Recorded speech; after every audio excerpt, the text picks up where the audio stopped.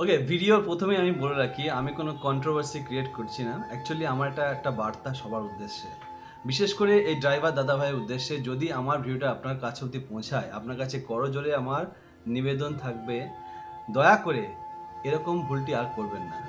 আমি জানি ব্যাপারটা আপনার কাছে কিছুই না, এটা সিম্পল ব্যাপার, আপনি রেগুলার এগুলো করে থাকেন। তাহলে এই সমস্ত যাত্রীর জীবন আপনার হাতে রয়েছে।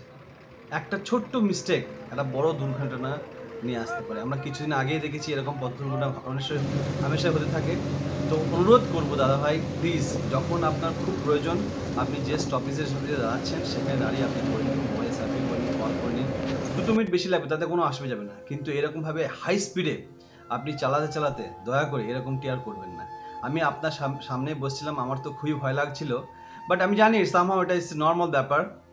তো রিকোয়েস্ট করবো, আর সবাই, আর যারা দেখছেন ভিডিওটি, দয়া করে কেউ আমার এই দাদা ভাইটিকে গালাগালি করবেন না, ঠিক আছে? জাস্ট একটা ছোট্ট মেসেজ সবার জন্য। ভালো থাকবেন।